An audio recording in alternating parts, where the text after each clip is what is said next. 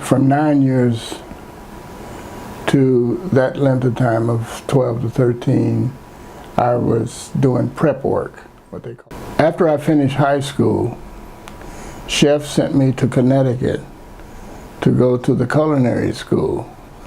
And I go to Connecticut, and instead of me advancing myself in my training and all, they had me up there helping them because they didn't have enough staff for the amount of people, of kids that they had. And I had more experience in some of the instructors at a young age. He told me, he says, for me to go back to the dorm, pack my bags, and he was bringing me home. He got my first job for me at Fort Mitchell Country Club, my first chef's job.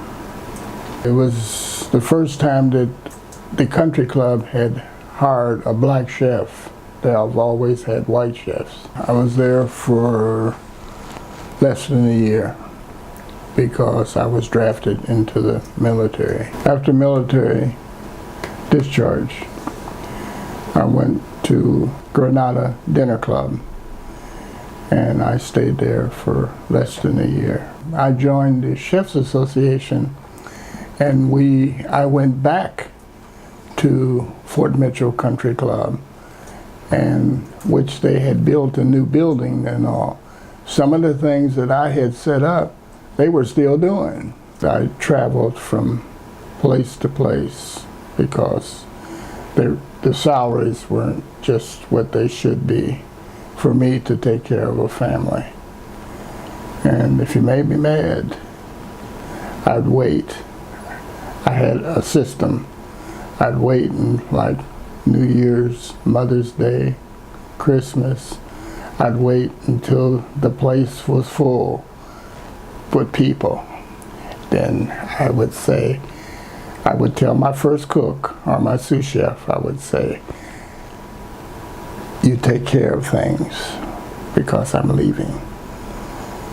And when the owners would find out that I was going out the door, you're gonna leave us like this? I says, well, you should have thought about that earlier, you know.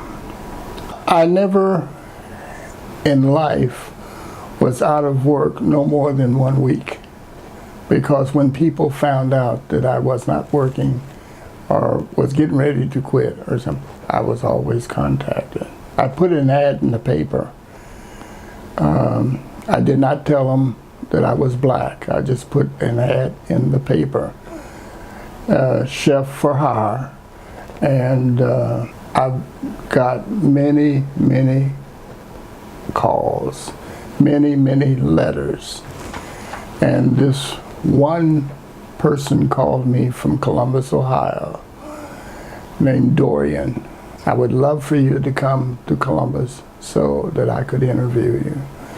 I walk into the vestibule of the building, which they had a receptionist.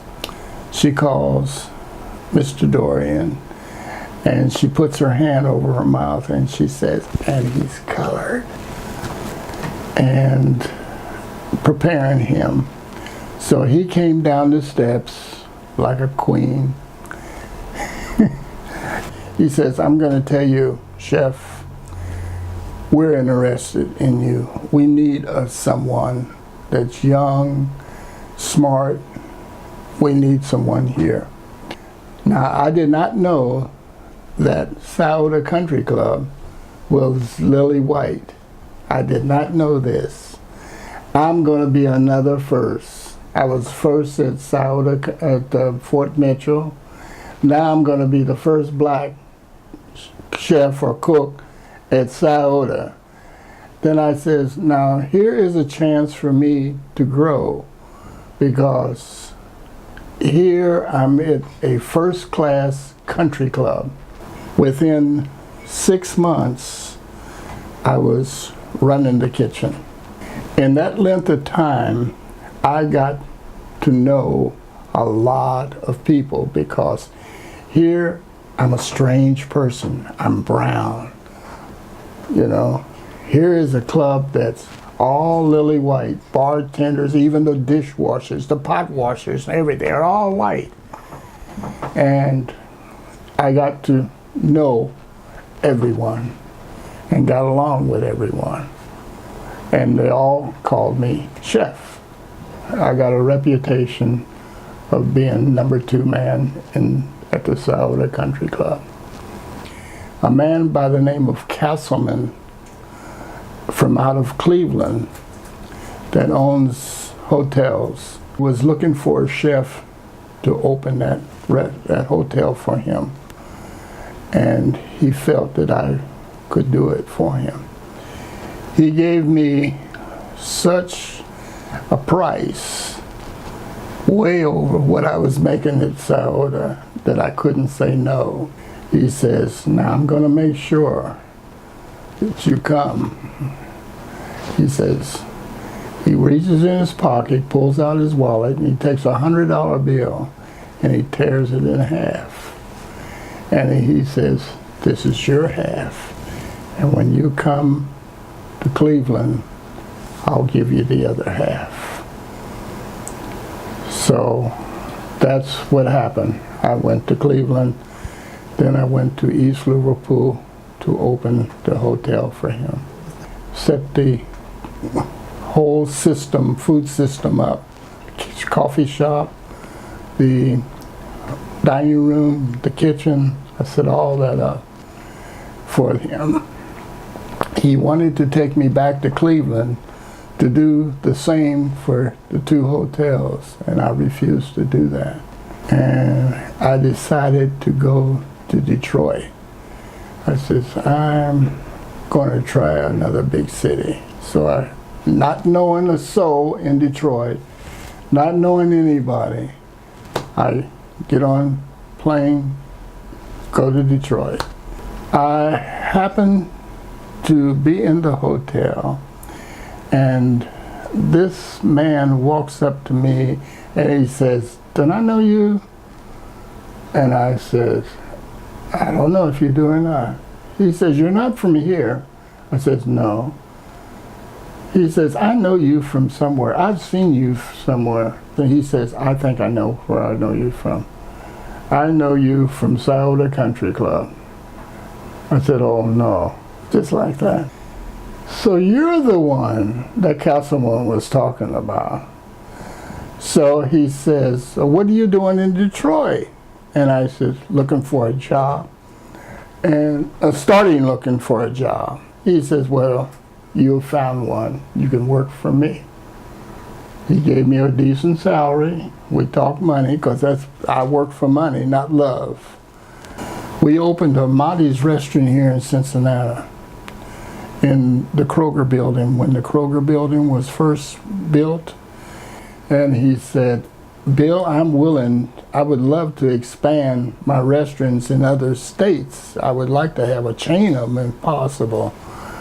He says, "If you would think of a place, or if you could ever see a place or something like that, we could start another restaurant, I'll do so. I'll go check it out." I came home for the weekend and was downtown, and I was walking, and I said, and they were working on this building, you know, and I'm looking through the holes, and I said, and the idea came to me, there's so many things, but there's only a very few places to eat around that area. So I said, this would be a good place to start a cafeteria. And I said, "Mr. Monty, I think I found a place." And he says, "Where?" I said, "Back in Cincinnati." I said, "They're building a brand new building on Vine Street near the courthouse." When I said the courthouse, his dollars, I could see the dollar signs. He got in touch with Kroger, the people that were building, and wrote out a contract before the building was even finished. He took the whole first floor except the corner, and the corner was the bank. I trained a chef to take my place in Detroit. He sent me here to Cincinnati to open that cafeteria, and I stayed there until Playboy stole me from there.